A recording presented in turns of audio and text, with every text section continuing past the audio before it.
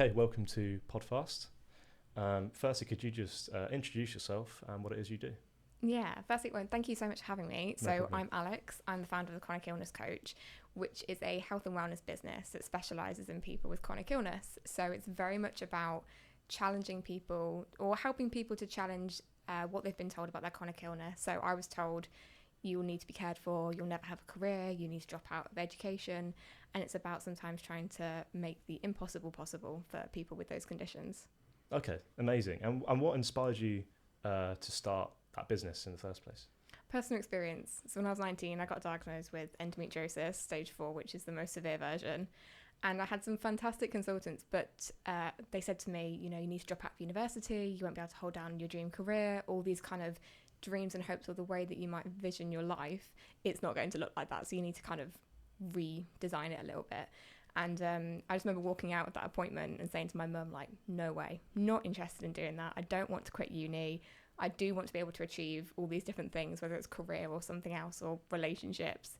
And it just very much came from that. And I didn't know when I was going to start the business, but I thought at some point I will have the other experiences that I want, and then I'll know when it's right to start it. So it very much came from a real passion project, really. Okay, mate. People love to tell you that you can't do things, can't you? But that's great that it's great that you sort of battled that and said, no, well, actually I can, and proven everyone wrong, basically. Yeah, definitely. That's great. So, and if you were going to be giving some sort of a masterclass on maybe one of your best skills, what would that be?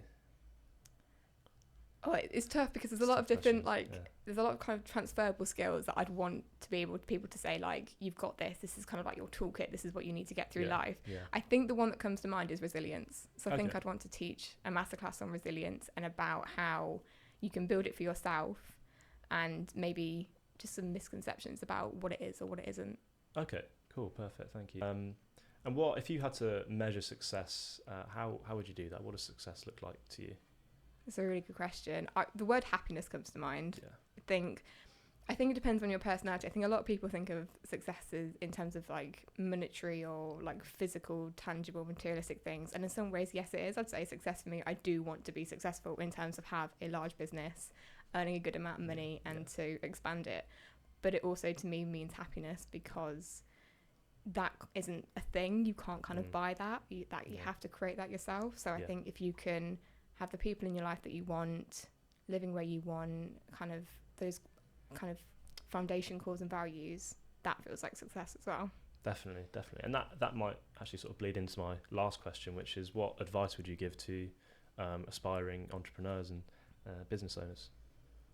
It's a weird one because I'm a very young entrepreneur, so I almost don't feel like I've got the experience. Don't feel qualified. No, I always don't feel like I've got the success story yet to be able to say, right, this is what you do, it's going to work really well. But what I would say from what I've learned so far in the short term is that it challenges you in ways that you've never been challenged before, like as a person, in terms of getting to know yourself. I knew myself well before, but I know myself even better now. And I think the other thing is that if you're going to be an entrepreneur and you want to try it and see if it's for you, absolutely go for it. I think the best time to do it is in your 20s, because you've got nothing to lose. You've got hopefully not a huge amount of responsibilities, or maybe children or mortgage or whatever it might be. Take the risk, because nothing that bad can happen. And then the other thing is probably you will learn so much patience, because I think I was fairly patient before, but you really have to be patient and you really have to kind of hold your nerve. So I'd say that's a piece of advice, is to be prepared to kind of have everything challenged about yourself when you become an entrepreneur, and be open-minded and have an open heart to it. Okay, great. Yeah, I think that's really important, isn't it? But okay, great. Thank you. I think that's definitely something I'm going to take on board as well. Okay, so now into the more interesting side of things, maybe. Not more interesting, but the more controversial, maybe. Okay.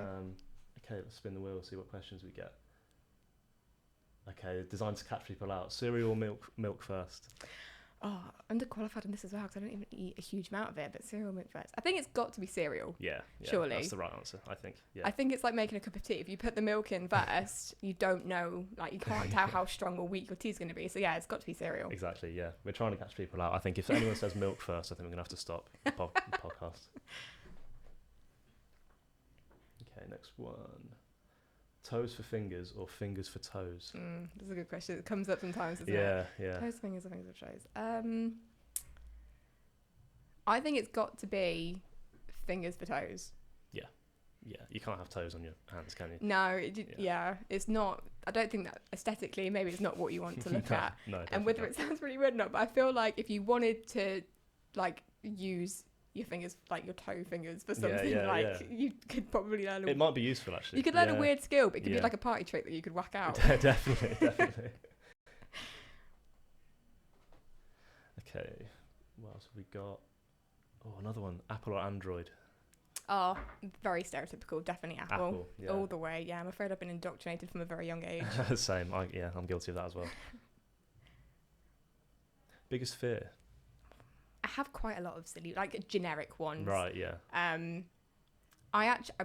Spiders, I'm getting better as I get older, but I'm not a fan at all. Yeah. But I'd actually say the dark, in terms of if it's in the evening and you go from like a lit room, if I had a power cut and everything suddenly went dark, it would really freak me out. Like, I've never watched a horror film, and I never will watch a horror film. Fair enough. And you know those horrible parks that you can go to around Halloween, and they like jump out at you with the actors and stuff. Yeah. So anything kind of like the dark or like jump scares, keep it away from me. So you're turning the light switch off and you're bolting upstairs, doing that sort of thing. I still think, even though I'm not 5 years old, I still think if I turn the light off and I don't move quick enough, there could be something there. There could be. I agree. I think there could be. I'm the same. Okay, we've probably got time for one more.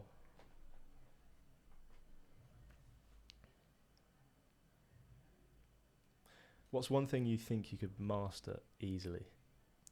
Oh, it's a tough question. That is a tough question. Master easily. I'd want it to be something entertaining. Like, the circus came to mind. Not that. I don't know why. Do you know what? I think if I trained really hard and I had someone really good to show me what to do, like the trapeze or whatever it is, and they swing from side to side. Oh, okay. Yeah, like, that's quite a good one. Yeah. That kind of one. Or tight walk rope. What's it called? Tight rope walking. Yeah, that. yeah. I'm going to pick those. Probably not that easy, but I'll give it a go. Okay. Some good answers there. Some good answers. That's that's sort of the end of the PodFast. Thank you very much for coming on. That was really interesting to hear about what you do and your story. It was really, really interesting. So thank you for that. Thank you for having me. No problem. Thank you.